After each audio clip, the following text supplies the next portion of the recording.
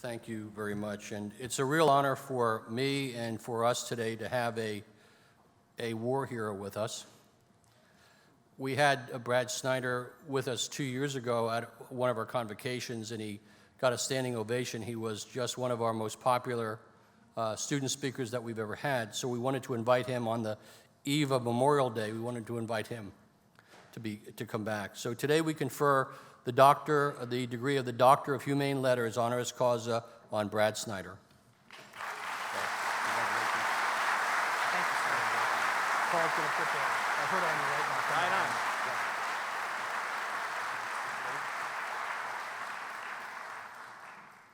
Brad Snyder is a graduate of the Naval Academy, is a war veteran who was injured while on active duty in Afghanistan. With undaunted courage, a firm belief in the power of possibility, and a whole lot of grit, he earned a place on the U.S. Paralympic national team for swimming.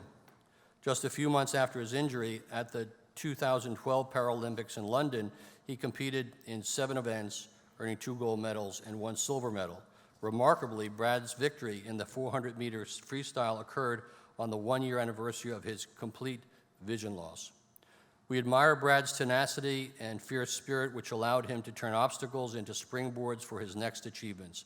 We thank him for showing us what can be accomplished with positive perspective and optimism.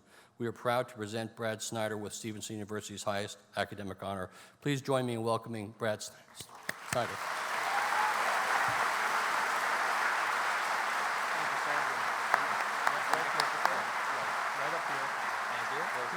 Here's the microphone. You put your hand right there.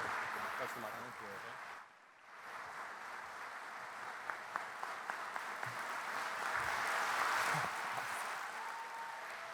Thank you.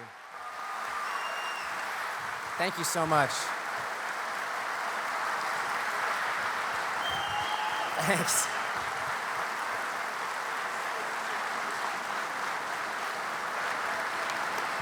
Thank you. I haven't even said anything yet.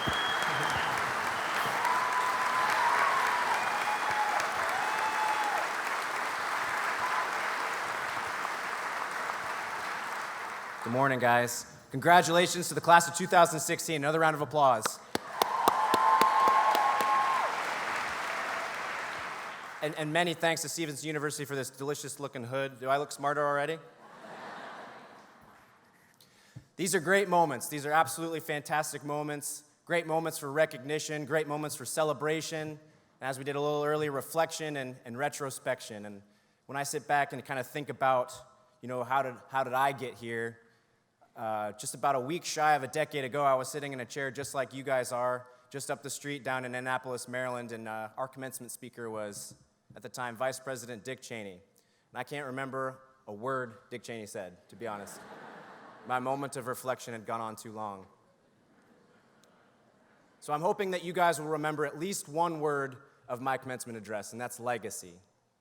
As I sat in a chair like yours on the grounds of Navy Marine Corps Stadium down in Annapolis, I thought of how did I get there? And I thought my path had began when I was around 3 or 4 years old. And back then, I lived in Florida, and I was hanging out with my grandpa a lot at the time. And my grandpa was building a neighborhood in Brooksville, Florida for his retirement. And I used to go around with my grandpa to all these different contractors and lumber yards and Home Depot this and garage door openers here. And as a 3 or 4-year-old, you don't really understand what legacy means. But I did understand what respect meant. And everywhere I went with my grandpa, everyone treated him with such respect. And he was such a great guy. And everyone just said great things about my grandpa. And I didn't understand why, but I understood that my grandpa was a great man. Later on, I remember looking up at a photograph of my grandpa, a guy who looked like me when he was younger, in a naval uniform, and I asked my mom, who's that? She said, that's your grandpa. And she went on to tell me the great legacy of my grandpa was he served in World War II in great battles like the Battle of Midway and others. He came back from the war in the Pacific just fine, but unfortunately in a training plane crash, everyone died except for my grandpa, who was really, really badly injured. My grandpa spent a few years in the hospital, and during that time he fell in love with his nurse. And after some persistence, she decided to marry him, and that's my grandma, my grandpa. Years later, after my grandpa got out of the naval service, he served as an engineer, as a professor, and then later on as just my grandpa, right? And I remember being young, being 3 or 4 years old in my backyard, playing with my G.I. Joes, right? And thinking, one day I want to be like my grandpa, right? That would be a great example to follow. 20 years later, I sat on a mountaintop in Afghanistan, right? And I have my battle armor on, I have a rifle, I have a helmet, I have night vision, I actually have thermal vision. I was like the Predator, right? I could see infrared, I could see everything. I'm sitting next to a fellow naval sailor, and we're looking over this village looking for Taliban fighters. And it's 2 or 3 in the morning, it's very quiet. There's not much to do except for chit-chat and retrospect, right? And we came across this conversation where we were wondering, like, how did we get here, right? How did 2 guys like us, growing up in different parts in the U.S., wind up in a mountaintop halfway around the world from where we were born, wearing battle armor and rifles, right? How did we get here? And I looked at my buddy and just joked, we made it, man. We're grown-up G.I. Joes, right? Like, it's exactly who we wanted to be.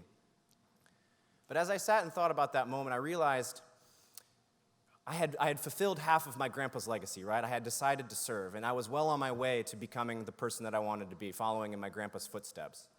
And as a young man, it's good to have a direction. It's good to know where you're going, and that's where I was going, but I started to ask myself, why? Why was my grandpa's legacy worth following? Why was it so important? Why was it great? Why was I on that path? And I realized what was great about my grandpa is he found what he loved, and he dedicated all of his life to it. He loved our country. He loved the cause of freedom. He loved being a part of the American way of life. And when World War II kicked off, he decided that he needed to enlist to protect it. He needed to protect his family. He needed to protect our cause. So he dedicated his life to service. That was what was magical about my grandpa. When his service was taken away in the wake of his injury, he decided to serve in a different way. He decided that he loved his family. He loved his wife. He loved his children. He loved making a life for himself and championing the opportunity that we have as Americans. He followed his passion. And I realized that that was what was important about the way of life for me now. Chasing the person I wanted to become a person of character, and leveraging everything I have towards my loves and passions.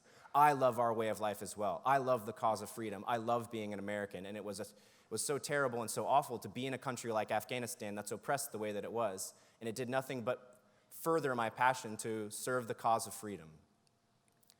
A few weeks later, my life changed forever when I stepped on an improvised explosive device that detonated a short distance in front of me and robbed me of my eyesight.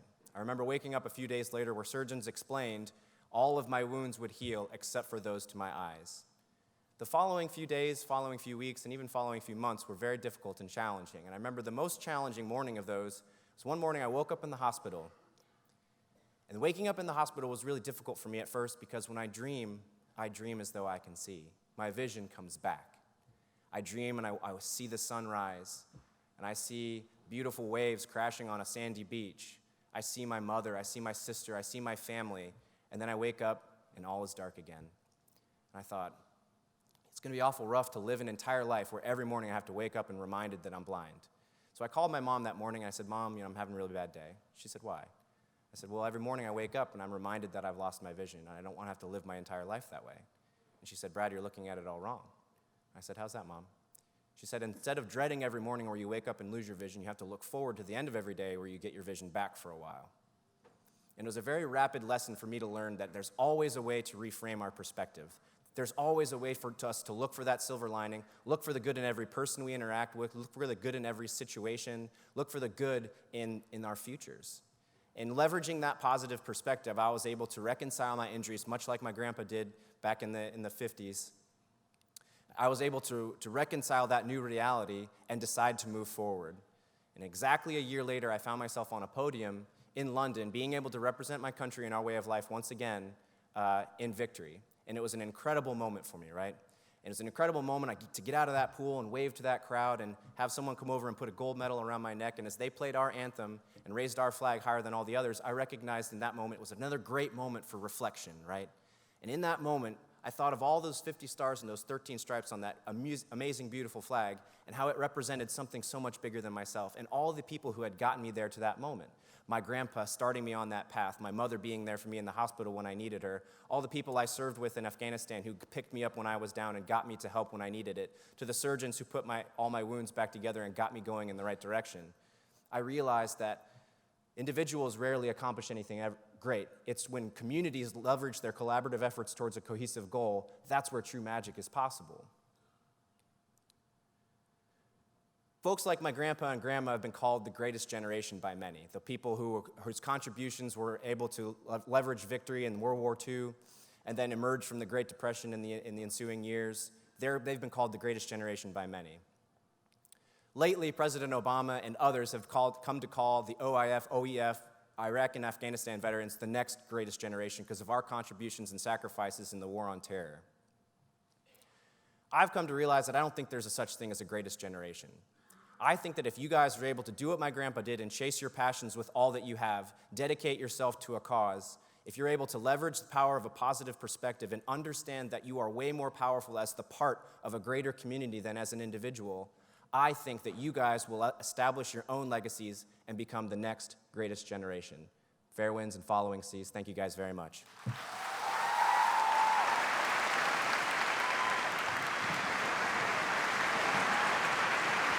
Thank you guys so much.